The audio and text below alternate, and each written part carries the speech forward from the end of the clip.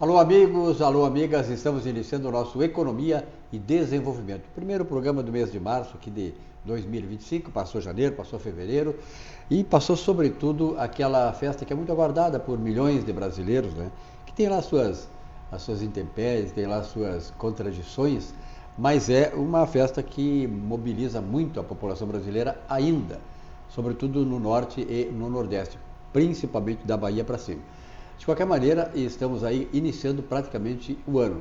Quem percorre as ruas de Porto Alegre vê que as coisas ainda estão muito vazias, né?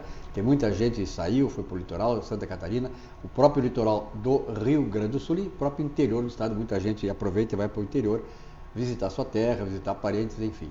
Mas estamos iniciando o nosso Economia e Desenvolvimento, então, com Vilmar Govinati. Vilmar, obrigado pela tua presença.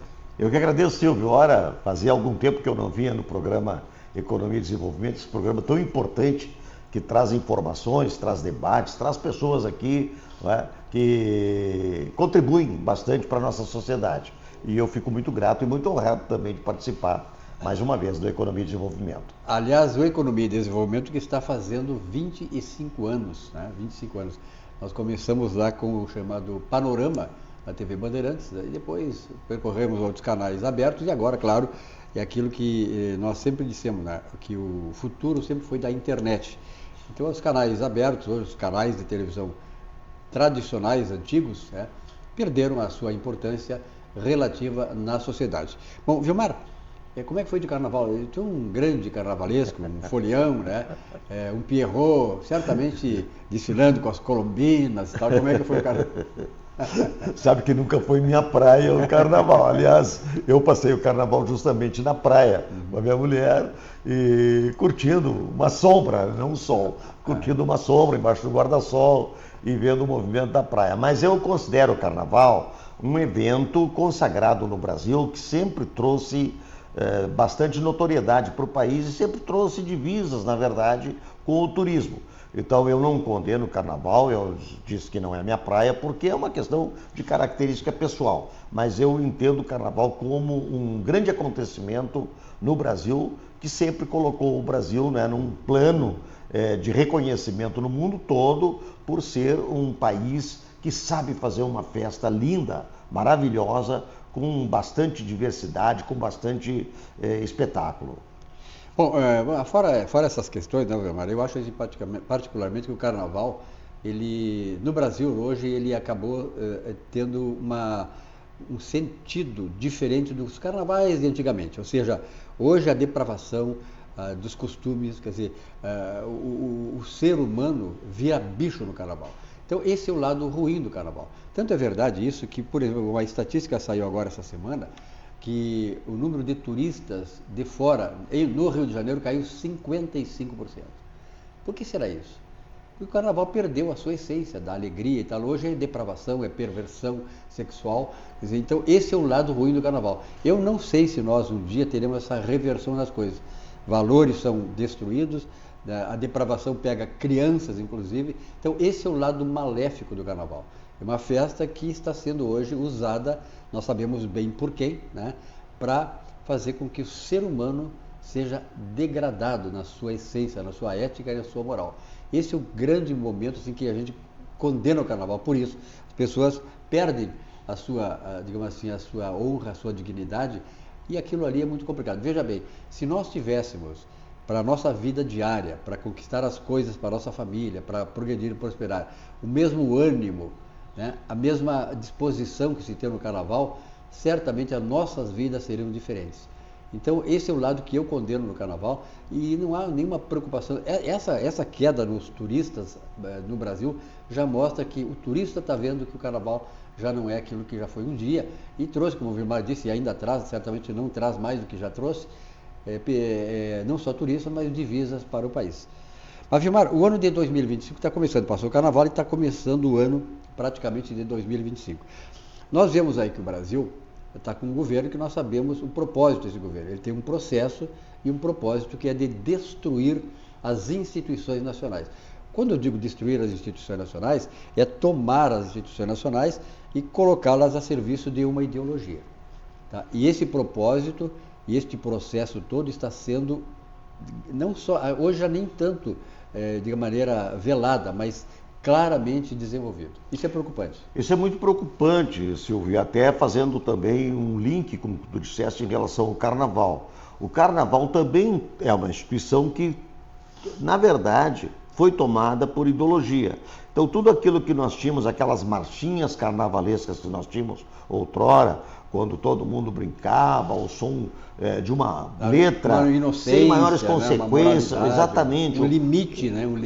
Uma letra que era simplesmente para se divertir, uma letra do tipo assim, como fala o paulista, para zoar alguém ou um grupo, etc., mas sem pretensão nenhuma de chacota, né, de agressão, sem humilhar ninguém. Hoje não, hoje infelizmente o Carnaval tomou esse rumo ideológico e ataca instituições, ataca a igreja, ataca pessoas, ataca a sociedade, ataca a família, ataca todos os nossos grupos sociais que fazem com que o país seja uma entidade do ponto de vista de princípios e valores, não é, preservado. Não está sendo mais tratado assim, lamentavelmente. E isso se estendeu a todas as instituições. Então, hoje nós temos as instituições tomadas por ideologia, distorcidas. Na verdade, não se tem mais nas instituições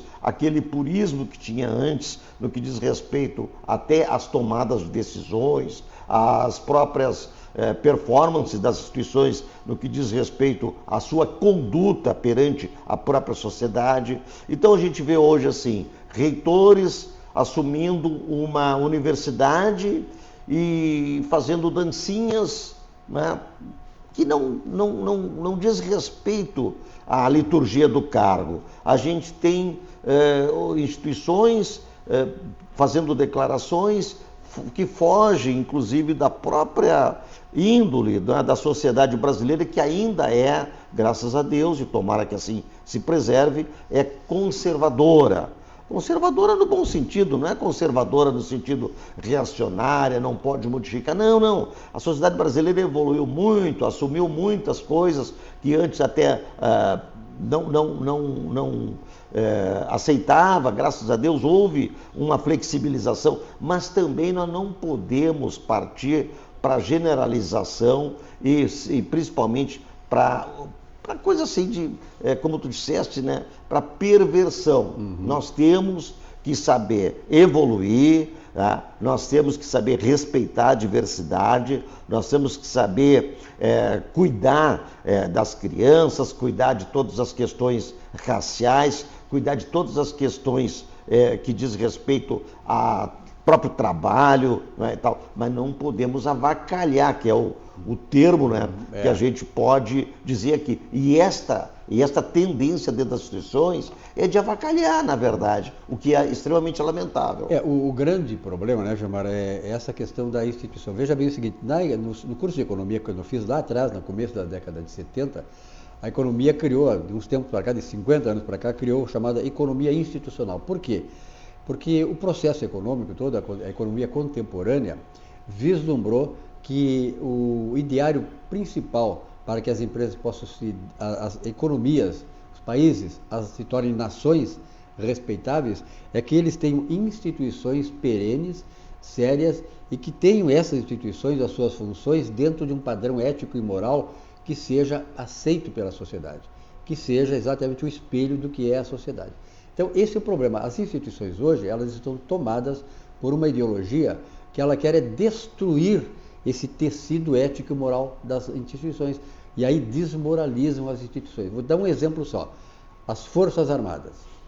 As Forças Armadas, meu pai era militar, a família toda tem origem militar.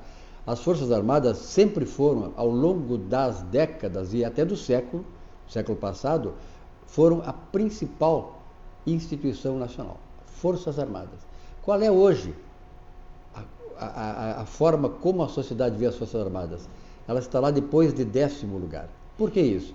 Porque os seus membros, né, fizeram com que as Forças Armadas não praticassem aquilo que é da função delas, ordem e a lei, fazer com que vija a ordem e a lei na sociedade. Então nós tivemos que esse governo que está aí, ele desestruturou as Forças Armadas, desmoralizou as Forças Armadas, como outras instituições, Ministério Público, Congresso Nacional, a própria OAB, né, que era a defensora das nossas liberdades e do Estado de Direito Democrático. Então essas instituições, Gilmar, foram tomadas por essa ideologia que ela vê o seguinte, ela tem que destruir aquilo para reconstruir dentro daquilo que seja um ideário alinhado com a sua filosofia de sociedade, ou seja, destruir para construir uma sociedade comunista, uma sociedade em que o ser humano passa a ser apenas um número.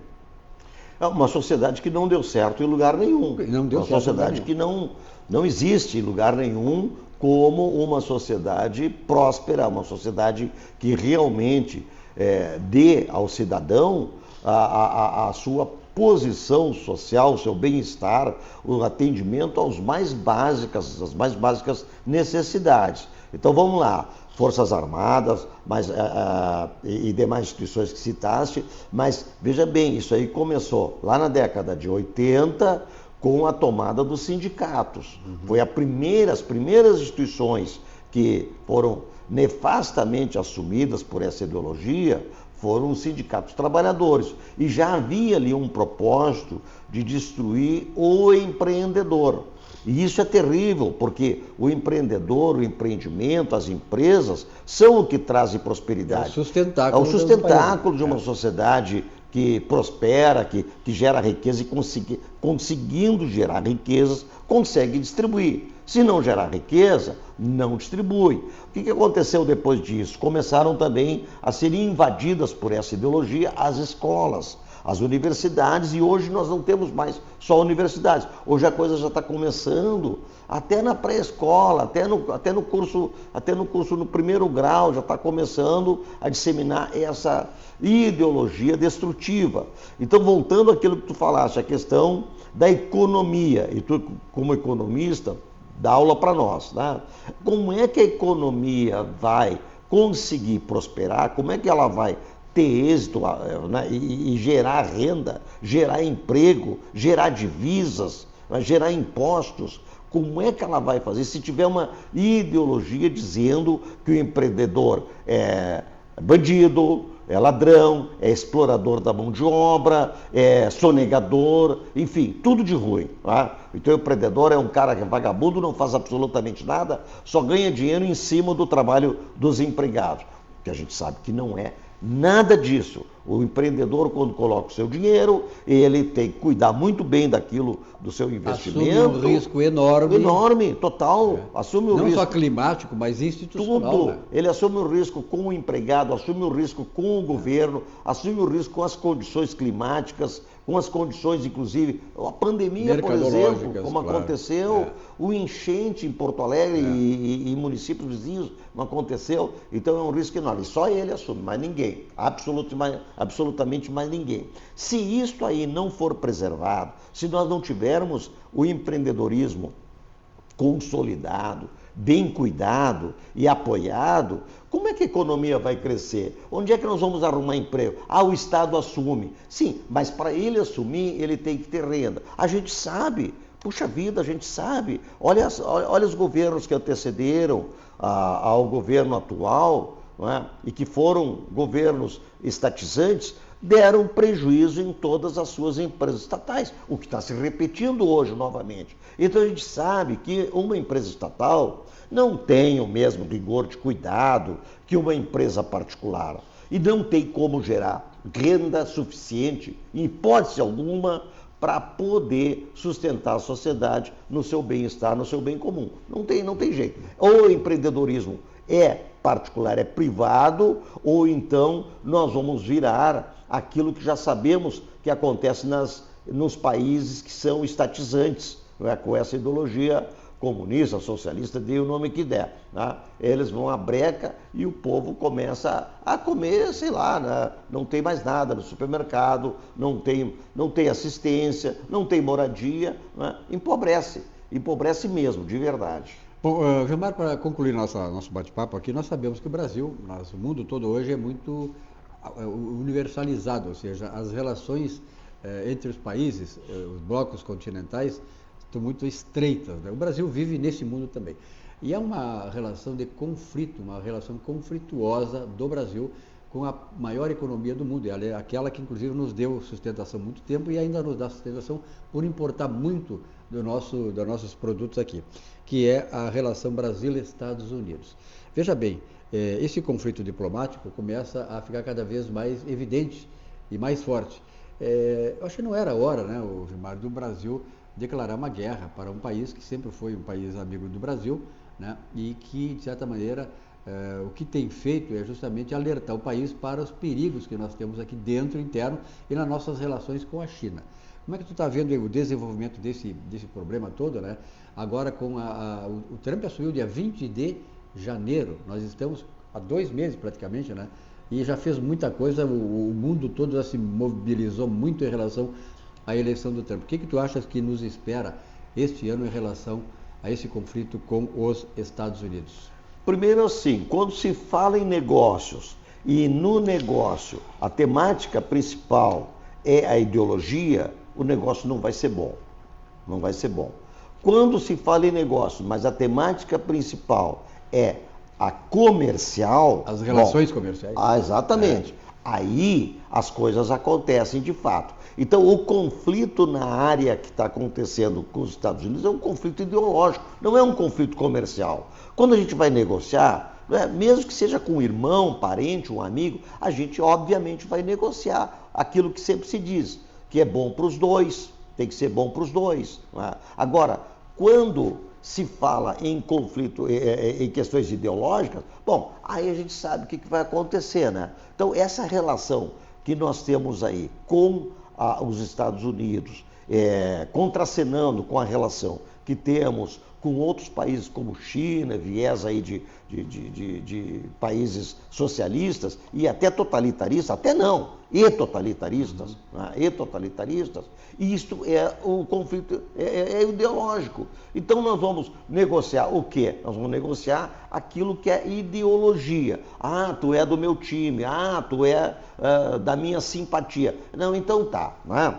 Então vamos liberar, não importa e tal, porque nós estamos negociando uma situação que transcende a racionalidade. Não são interesses do comércio, mas são afinidades ideológicas. Não, exatamente, são afinidades ideológicas, onde não interessa assim, não, é bom para ti, tá legal assim, tá legal, pode levar, pode ficar, pode tomar conta, pode vir para cá, pode fazer isso, pode fazer aquilo, e não está rendendo absolutamente nada para a nação. Então isso é terrível. Então é preferível negociar, eu sempre disse isso, é preferível negociar com um bom negociante, né, do que um amigo onde a gente deixa de lado o objeto, que é o negócio em si, para agradar o amigo. Aí acabou o negócio, né? Aí se entrega o que se puder, pronto, acabou. O grande negócio é esse, né, Gilmar? Eu acho que falta um pouco de sensibilidade política, e como tu salientaste muito bem, as questões de um país, de uma nação, se resolvem em relações comerciais e amistosas com os países, né? Então, declarar guerra justamente no país mais importante do mundo e que tem tudo para ser um grande parceiro para o Brasil pelo resto dos tempos, é uma coisa muito, não só uma coisa inadmissível, mas algo que não consegue entender do ponto de vista de uma diplomacia internacional. Só para complementar, um parceiro que paga. Sim. Porque quantos negócios foram feitos em governos anteriores do PT, portos, aeroportos, etc., estradas e tal, deram calote, que não foram pagos. Deram calote no país. Então, aí e nós temos que pagar. Quer dizer, a sociedade tem que estar alerta a isso aí. No ano que vem teremos eleições, e eu acho que se esse governo se sustentar até lá, essa vai ser a grande hora do Brasil dar uma revertida no processo todo que nós estamos mergulhando. Gilmar, obrigado pela tua presença. Eu que agradeço, Silvio. Um prazer, uma honra estar aqui novamente contigo, nesse grande programa, 25 anos de economia e desenvolvimento. Até então a próxima. Até.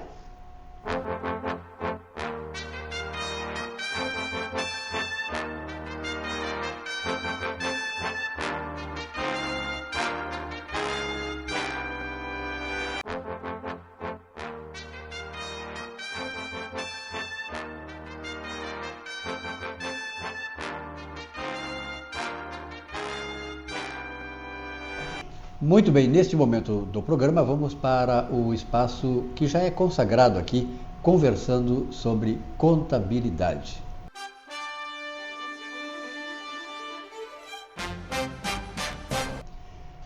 E o nosso Conversando sobre Contabilidade, naturalmente, recebe o professor Salésio D'Agostinho. Aliás, o Salésio D'Agostinho, eu circulo muito nesse meio empresarial, e o Salésio D'Agostinho é um nome muito citado nas empresas, porque veja bem o seguinte, esse Conversando sobre Contabilidade, ele surgiu exatamente nas conversas que eu tinha com o Salésio sobre as questões empresariais.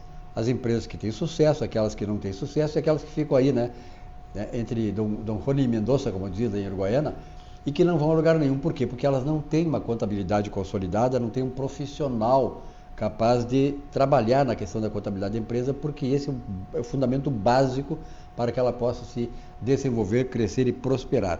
Por isso está aqui o professor Salésio D'Agostinho. Obrigado, Salésio, pela tua presença uma vez mais e parabéns aí pela forma como o pessoal da área empresarial te trata, porque tu é um cara que é um ícone nessa área da contabilidade. Para nós é uma honra. A honra é nossa poder transmitir algumas coisas, alguns conhecimentos para o teu telespectador. Perfeito. Salésio, a Fabiana do Canto, ela é lá de Belo Horizonte. Veja bem, a internet hoje nos possibilita que sejamos vistos em todo o Brasil, milhares de pessoas, então. E a Fabiana do Canto, ela diz a seguinte questão para ti. Um empresário quer participar de uma licitação aqui em Minas Gerais. Pelo edital, um dos itens solicitados é a apresentação das demonstrações contábeis. A empresa não tem contabilidade. O que eu tenho que fazer para que esta empresa possa participar da licitação? Dá para o senhor dar uma explicação? E aí? Pois então. Ô Fabiana, sabes que esse assunto é um assunto recorrente, tá? É um assunto que não é novo. Mais de 60% dos pequenos empresários, tá, justificam não possuir contabilidade e, por consequência, eles não conhecem o seu patrimônio, tá? E aí eles estão efetivamente fadados a não terem sucessos, tá? Porque quem não se conhece não sabe como o seu patrimônio evolui ou decresce, não é isso? Como ele é constituído, entende? Como é que ele vai poder projetar e trabalhar pensando no amanhã, não é isso? Mas esse assunto, como eu disse, ele não é novo. Mais de 60% dos pequenos empresários, tá, a justificam, né, dizendo que não tem contabilidade porque eles tributam com base no lucro presumido ou com base no simples. Tá? Olha, do ponto de vista tributário, sim, isso é verdade. Tu não tem necessidade de ter a demonstração da evolução do teu patrimônio, porque a base de cálculo do tributo, do imposto de renda, da contribuição social é com base no faturamento. Se tu provares o teu faturamento, por consequência, tu estás regular, né, com aqueles aspectos que envolvem a tributação. Porém, é importante registrar que mesmo você não sendo obrigado a ter uma contabilidade regular, você é obrigado a ter o livro caixa, e esse livro caixa tem que estar registrado toda a tua movimentação, inclusive a movimentação bancária, quer dizer, todos os depósitos e crédito tem que estar registrado nesse livro caixa. É uma condições, né, uma condição para que tu possa, né, tributar com base no lucro presumido ou com base no simples. Se tu não tiver esse livro caixa, por consequência, você está irregular. Tá? Isso do ponto de vista tributário. Agora, do ponto de vista societário, do ponto de vista civil, o quê? Onde regula os direitos e as obrigações das pessoas em viverem em sociedade, aí não. Aí você é obrigado a ter contabilidade. Tá? O Código Civil Brasileiro, lá no seu artigo 1179,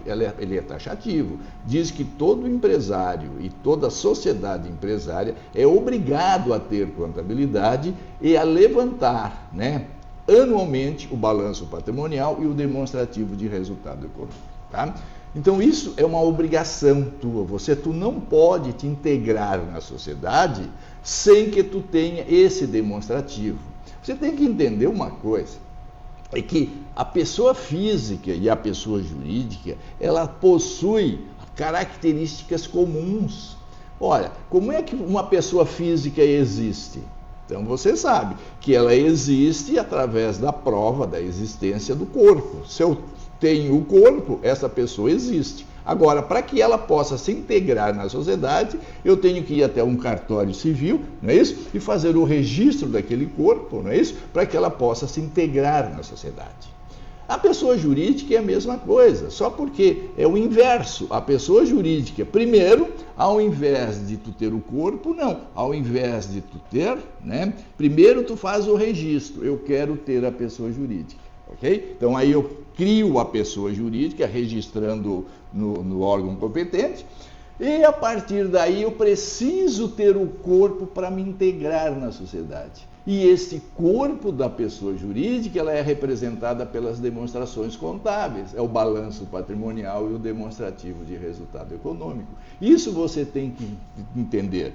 Se você não tem esse corpo, se você não tem essa demonstração contábil, a sua personalidade jurídica ela é questionável. Eles podem, inclusive, pedir a anulação do registro, porque para tu existir, tu tem que ter o corpo. E esse corpo, então, ela é representado na pessoa jurídica pelas demonstrações contábeis. Não é isso? Muito bem. Então, mas aí, a pergunta é, o que eu faço? Olha, você como um profissional da contabilidade, o que você tem que fazer? Você tem que apurar, você tem que fazer o levantamento do balanço inicial, do balanço de abertura. Você tem que apurar o patrimônio, não é isso? Aí você verifica todos os ativos, verifica essas obrigações e faz o balanço de abertura. Só porque não é só o balanço de abertura que tu tem que fazer, não é só o balanço patrimonial. Você tem que fazer também o demonstrativo econômico. Aí você usa o livro caixa, onde lá está registrado toda a sua movimentação, e através desse livro caixa, você faz o registro e apura o teu resultado econômico, para aí sim você ter início o início da vida dessa pessoa jurídica e poder se integrar na sociedade, entende? Então é isso. Então uma pessoa jurídica, para se integrar na sociedade, ela precisa ter as suas demonstrações contábeis como prova de existência, entendendo? Então é isso. Agora, pergunta, só porque registra uma coisa, o balanço de abertura, por tratar-se de um demonstrativo que requer análise, investigação e apuração de fatos que aconteceram, esse balanço de abertura só pode ser elaborado por contador, não pode ser elaborado por um técnico em contabilidade. Está me entendendo? Por que isso? Porque o técnico em contabilidade, como o próprio nome diz, ele tem por função fazer os registros e apurar os registros. Nesse caso, envolve uma pesquisa, envolve uma análise, envolve uma verificação de fatos ocorridos. E nesse caso, a legislação só contempla esta atividade para contador. Então, o que você tem que fazer é isso. Essa pessoa jurídica, não é isso? Vai ter que recuperar todos os seus documentos, vai ter que recuperar todos os atos que aconteceram, fazer o balanço de abertura, porque o balanço patrimonial de abertura é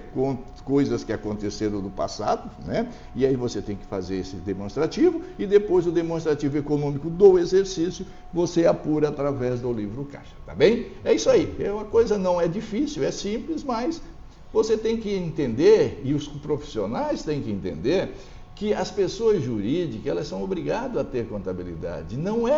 A contabilidade ela não serve para prejudicar o agente econômico, para prejudicar o empresário. A contabilidade serve para ajudar o empresário a prosperar. Quem não tem contabilidade não tem condições de prosperar, porque não sabe onde é que está, como é que está agindo e como é que está operando. Professor Saraiva, poderíamos dizer o seguinte, as empresas, para se desenvolverem e prosperarem, elas têm que ter, necessariamente, elas pressupõem uma base contábil ajustada. Não tenha dúvida, Obrigado. Isso é um fato. Obrigado e parabéns aí pelas colocações, né? Porque tenho certeza que vai servir muito para você que está querendo, como uma empresa, já tem uma empresa, mas tem que ter esse conteúdo e saber onde vai pisar. Um abraço e até a próxima. Até a próxima. Continue mandando as perguntas que, na medida do possível, estamos aqui para respondê-las.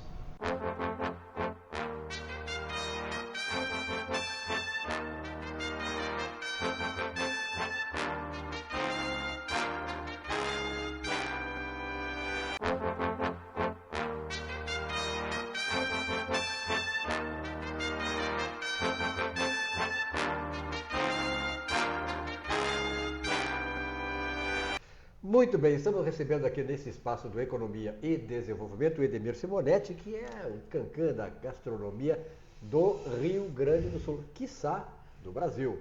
Simonetti, obrigado pela tua presença aqui. É sempre uma honra trazer um camarada como tu aqui. Como é bom ter amigo, né? Muito obrigado pelo convite, fico muito feliz de estar aqui contigo, né, e falar um pouquinho da gastronomia gaúcha. Simonetti, naturalmente que ser um empreendedor como tu és, um grande empreendedor, um cara que tem visão nessa área da gastronomia, né? Hoje, por exemplo, se tu pegar essa área de gastronomia do Rio Grande do Sul, digamos assim, a grande ressonância nacional são os eventos patrocinados, as organizações feitas, construídas pelo Simonetti. O Chalé da Praça 15, o 360. Aliás, eu estive lá no 360, foi uma boia de graça lá, né? Na semana passada, com o meu amigo Simonetti. Fazia horas que eu não ia lá, fui lá matar a saudade dele. Mas é uma maravilha, o 360 fica ali no... Fundeado, né, tio? Fundeado no Rio, né? O 360 é um ícone da cidade, né? Ele fez parte da orla, era quando nós abrimos 5 anos atrás, 6, era 247 anos dando as costas para o Rio, né? Então a orla foi um rompimento de um ciclo da capital gaúcha, né? Então a gente estar lá é um privilégio, né? Digamos assim, porque na época também ninguém quis, né? Foi uma licitação, ninguém quis, né? Então operando. Mas tivemos um problema gravíssimo ali com a água, entrou água, né? E agora na enchente? Na enchente. E a gente teve que fizemos algumas adaptações, tipo assim, ou você se entrega ou você reage. O que a gente fez? Um jardim lindo, um garden lá, muito bonito, né? Para dia de sol, fica 2 metros do rio, ficou muito legal. O garden. A gente fizemos um convênio com o estacionamento, aí nós demos estacionamento grátis por 3 horas. Criamos a Rota 360. O que é esta Rota 360? Fizemos uma parceria com todos os guias da Serra Gaúcha, essencialmente de Gramado. O que é essa Rota 360? Eles vêm, largam os clientes no catamarã, dão o giro do catamarã, almoçam no 360, vão no melhor estádio do Brasil, o Inter, vão lá no Morro Santa Teresa, estamos pedindo para organizar aquela vista maravilhosa, tá ruim lá, vão no Morro Santa Teresa, vão no mercado público, conhecem alguns parques, vão na arena e vão embora. Então é um ciclo todo, é um né? ciclo que em Gramado ele sai do hotel às 10 da manhã, às vezes pega o aeroporto às 18, às 15. Então queríamos juntos, está sendo um sucesso tremendo. E na verdade, Simonetti, tu tem essa visão, porque se tu observar bem, assim, por exemplo, eu me lembro que eu viajava muito para o Nordeste e tal, e lá no Nordeste, principalmente no Recife, em Natal, os caras diziam, querem ir no Rio Grande do Sul conhecer Gramado. Então eles vinham para cá e a única atração era Gramado. Hoje tu integraste a região metropolitana, Porto Alegre, nesse circuito. Sim, essa rota ela é importante porque é uma, digamos assim, é uma ocupação do tempo deles e também gera uma curiosidade para a próxima vinda a Gramado ficar 1 dia, 2 em Porto Alegre. Que eles conhecem, eles vão ter outra visão de Porto Alegre. Com certeza, a maioria deles vão voltar para o Rio Grande do Sul e vão incluir Porto Alegre na rota. Tu tens quantas operações em Porto Alegre? A família estamos com 5 operações. Chalé da Praça 15, 360. Nós temos o Guapo também, Guapo né? Gastronomia, no Ali Blue Tree. no Temos Blue lá na Lucas Transamérica e o Quality no Parcão. Hoje todos eles estão funcionando, depois da pandemia, o que aconteceu depois das enchentes? Sim. A gente não conseguiu reabrir o Bistrô do Mar, que talvez nem abra mais, né? Porque ali sim, destruiu tudo. Entrou 2 metros de água, destruiu tudo. Então ali provavelmente a gente não reabre. Mas as outras, inclusive janeiro e dezembro, janeiro e fevereiro, a gente está com um movimento significativo, também em função do próprio turista argentino. Eles estão com a grana também, né? Eles estão com a grana e estão ficando um dia em Porto Alegre. Eles vão para Santa Catarina, eles ficam uma noite aqui em Porto Alegre e na ida e na volta também. Então deu um movimento fantástico nos hotéis aí. Mas o povo gaúcho também, o interior também tem vindo muito na capital e frequentado esses ambientes, né? Sim, e a capital, ele está num processo de melhoria, né? As orla, o embarcadero ali é muito lindo, tem o Pontal, tem shoppings, tem Inter e Grêmio. Os jogos do Inter e do Grêmio são fantásticos. Eles reúnem 40 mil pessoas, 15, 20 mil é do interior do estado. Lota os hotéis, restaurantes, então também é um polo de turismo, né? E um dinheiro novo que entra para a capital. E o turismo ele é interessante porque de fora ele é um dinheiro novo, né? Aqui, o dinheiro que circula aqui é o nosso dinheiro, é o mesmo, né? O que vem de fora ele fica aqui. É muito importante. E dos estados brasileiros, assim, tu consegue fazer uma análise de qual é o estado que mais vem gente para cá, para Porto Alegre? O mais é São Paulo, muita gente de São Paulo e do Nordeste. Do Nordeste, né? Do Nordeste vem muita excursão, muita gente do Nordeste. E está abrindo de novo, acho que dia 2 de abril, nós recebemos os diretores da Companhia Aérea Portuguesa, dia 1º de abril, dia 2, eles vão começar também de novo o voo, né? Então já temos uma parceria com eles também. Agora, falando em turismo, nós já estamos trabalhando muito com o secretário, né, municipal e o Santini estadual, no sentido que Porto Alegre tem que se vender lá, né?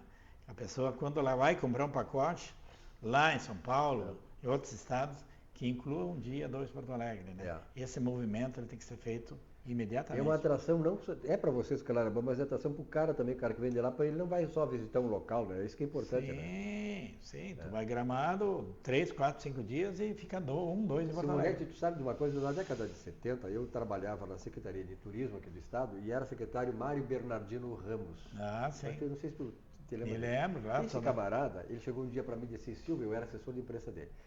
Silvio, eu estou pensando em fazer um projeto, e ele fez, para nós vender no Brasil o café colonial gaúcho. E aí nós ficamos um ano inteiro, eu nunca viajei tanto com um secretário, e fomos em todas as capitais brasileiras, vendendo o café colonial. A partir dali, ele vendeu o turismo do Rio Grande do Sul. Então, eu acredito ao Mário Bernardino Ramos, que nos deixou já há bastante tempo, né? Mas o Mário teve esta ideia, né, de fazer com que o Rio Grande do Sul fosse conhecido. Ele levava o pessoal lá de Gramado, toda a equipe, e fazia um café colonial onde nós íamos. E depois aquilo realmente cresceu. O Rio Grande do Sul, a Serra Gaúcha deve muito ao trabalho do Mário Bernardino Ramos naquela época. Nós temos assim o rio, que não, o Guaíba tem que ser explorado, né? Qual é a cidade que tem um rio que nem nós temos? Estamos dando 247 anos nas costas para o rio agora, percebemos que temos um rio. E se tivesse ainda na Prefeitura de Porto Alegre, no Governo do Estado, PT, à esquerda, nós não teríamos nada na orla marítima, porque eles eram contra isso. Eles são contra o desenvolvimento, né? Eles só querem a parte deles. E tem o parque da orla ali, a Harmonia, também esse parque ele vai ser um rompimento de um ciclo de Porto Alegre, porque vai ter roda gigante, muita coisa temática ligada ao gaúcho. Então esse é um produto que ele vai agregar muito para Porto Alegre. Muito bem. Simonetti, eu vou te trazer mais vezes aqui, porque na verdade, né, o turismo gera renda, riqueza, faz com que nós possamos nos integrar, né, do Rio Grande do Sul com outros povos, não só daqui da Argentina, mas do Chile e tal. Eu sei que vem muita gente de lá, mas também com nossos amigos, nossos irmãos brasileiros do Norte e Nordeste, que vem muito para cá. Alguma perspectiva nova, algum empreendimento novo que está se avizinhando por aí? Não, o que nós estamos fazendo é potencializando o nosso negócio, graças a Deus. E no 360, a gente tem uma coisa que aconteceu por causa da crise também, o estacionamento grátis. Que maravilha. Junto à usina ali, né? A gente dá estacionamento grátis por 3 horas. Que maravilha. Simonetti, um grande abraço, parabéns. Obrigado. Vai vir mais vezes aqui, porque esse é um grande negócio e também uma forma de contribuir, né, de mostrar o esclarecimento, conhecimento e contribuir para consolidar o nosso Rio Grande do Sul como um polo de turismo, né, que nós temos esse potencial. Um abraço e até a próxima. Obrigado pelo convite.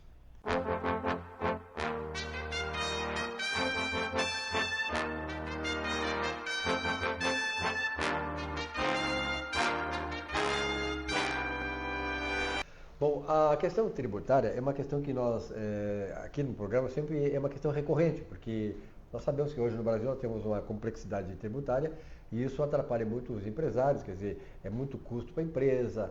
Olha, eu sou economista, uma vez fui convidado por um empresário aí do ramo, um ramo industrial importante, eu fiquei horrorizado de ver o número de leis, o corpo, né, de funcionários que eles têm que ter para interpretar essa lei, para fazer tudo direitinho e não ter problemas com a Receita Federal.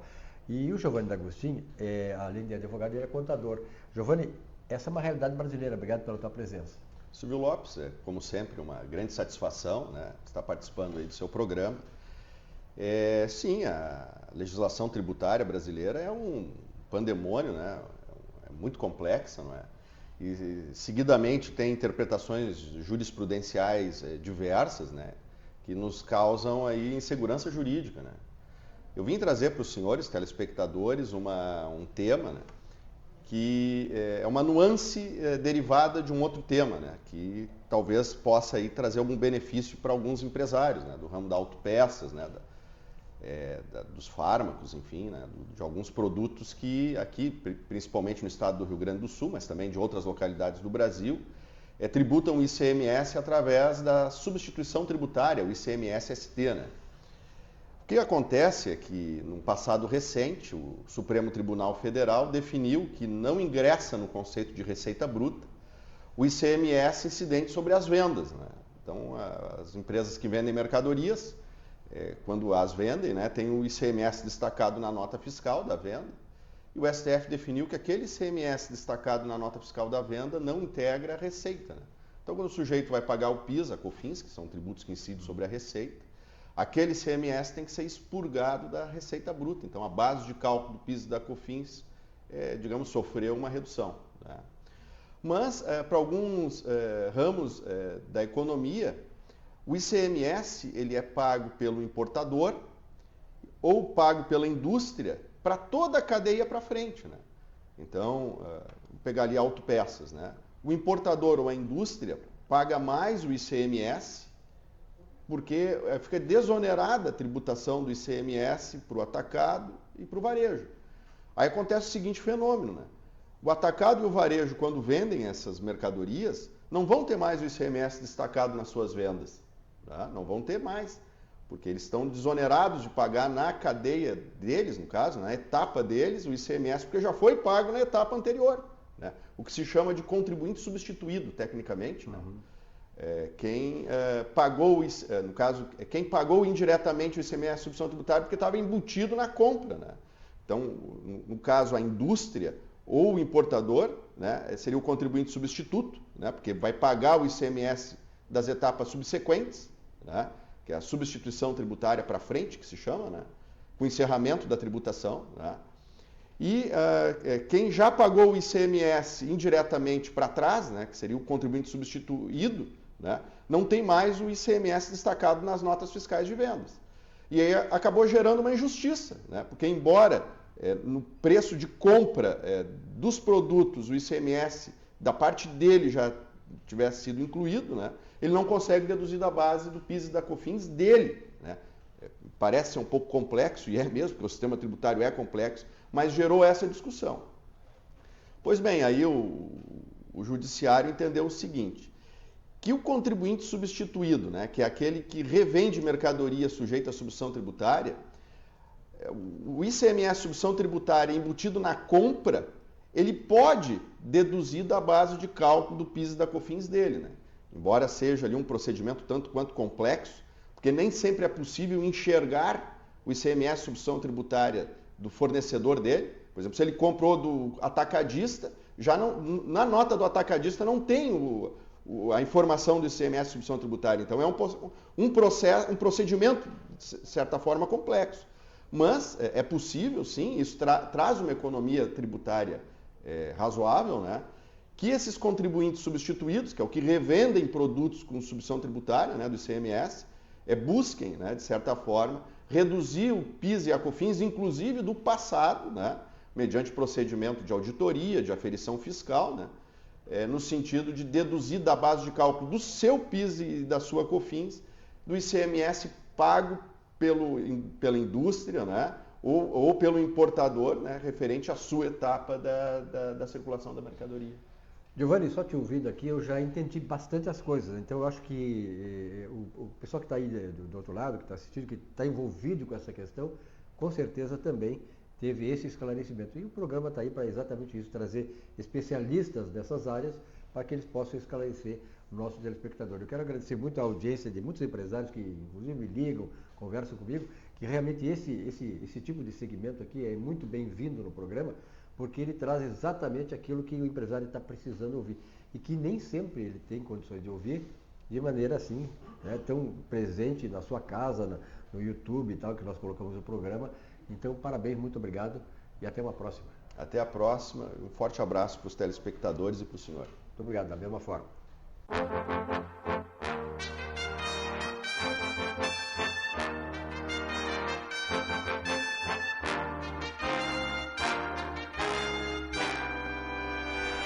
Muito bem, no espaço final do nosso Economia e Desenvolvimento dessa semana, estou recebendo aqui o César J.M. Garibotti. César Garibotti, tu é o Zurba, meu primo? Zurba. Ah, agora sim, então agora estou em casa, com o Zurba, meu primo. O Zurba, aliás, o Zurba aqui é um contador de histórias, é um comediante, é um palestrante e tal.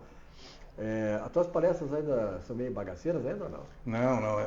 Na verdade, como eu falo sobre assuntos relevantes, por exemplo, relacionamentos, então é uma palestra desmotivacional. Para as pessoas, não que eu queira induzir algum pensamento. Desmotiva os caras. Não, eu falo a verdade, eles é que se desmotivam. Então aí fica... Então não pode se dizer assim, vou contratar o Zurba que vem uma palestra motivacional, é uma palestra desmotivacional. Então, tá. Bom, esse livro, Zurba, esse aqui é o primeiro que tu está lançando ou não? Né? Não, esse é o segundo. Reunião Dançante, o que é, o que trata esse livro, o que te inspirou Reunião Dançante? Reunião Dançante é o seguinte, esse livro teve, há 10 anos eu estou tentando escrever, porque eu queria contar a história do que já não existe mais. Hoje em dia, se você prestar atenção nas pessoas, no comportamento, ele é completamente diferente do que 20, 30, 40, 50 anos atrás. E não é só pela tecnologia. A tecnologia mudou a forma das pessoas se relacionarem, de viverem e tal. O celular, só para dar um exemplo, para mim é uma das maiores invenções da humanidade, mas também é a maior praga. Porque a pessoa está do lado da outra pessoa, estão ali os dois no celular e não conversam mais. Estão distantes. Então não existe mais aquele relacionamento pessoal. As redes sociais, por exemplo, na nossa época, minha e a tua, que nós temos uma idade mais ou menos parecida, se chamava turma.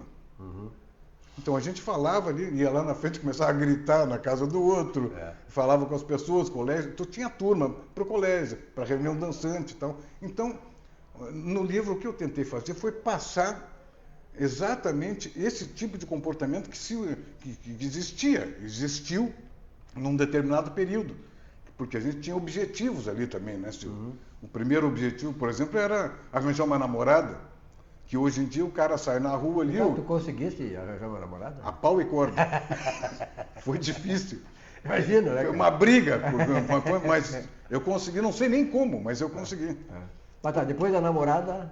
Aí depois da namorada tentar ter o primeiro relacionamento sexual. Que é aí sim, se arranjar a namorada era difícil. Tu já conseguisse. Não, ainda estou tentando. Um dia eu vou conseguir. E depois a terceira fase, que é achar a mulher ideal para casar. Aí que é por casa. Aí sim é bravo. Aí é bravo. Essa é a parte que dá mais problema. Geralmente a gente pega uma pessoa errada, né? Não, essa é a certa. O cara demora para escolher. Escolhe errado aí. Tu não está mais casado? Não, sou divorciado, mas me dou bem com a minha. Eu tive um casamento, eu posso dizer que tive um casamento feliz durante 27 anos. Depois as coisas começaram a não dar certo.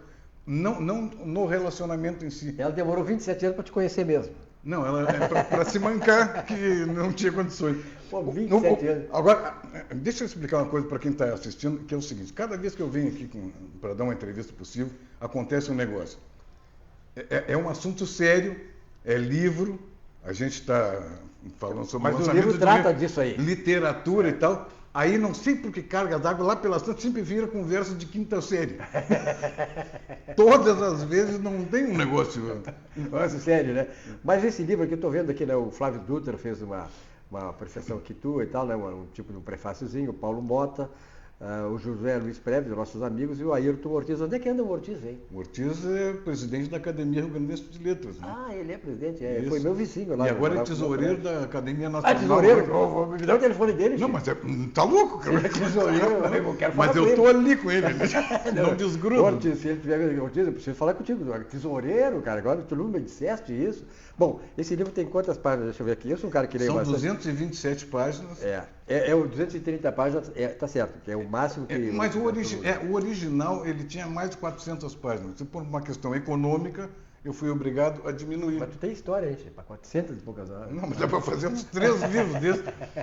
Isso que as histórias mais escabrosas não estão aqui, porque a censura prévia, aquela não deixou. Aqui, ó, vamos até botar o telefone no ar, porque o Zurba, ele é palestrante, ele faz comédia, ele é comediante, é tudo isso aí. E realmente eu já ouvi essa figura aí, algumas palestras, alguma vez fizemos juntos, né? Eu fiz a preliminar, né? E fui embora, né? Porque escolhemos outro troço, eu ia o Zurba falar, né? E aí depois ele fez a de fundo, né? Eu sempre na preliminar e ele na de fundo. Então o Zurba é muito bom, se você quiser contratar o Zurba, eu vou botar o telefone aqui, ó, 996745679. Então esse é o telefone, eu vou botar no vídeo para vocês.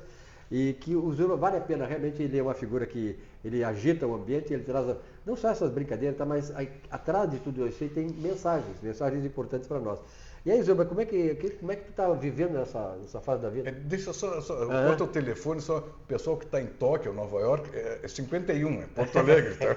Tem que dar o DDD. Porque... Alemanha, Claro, Austrália sim. e tal, né? O pessoal lá pode querer.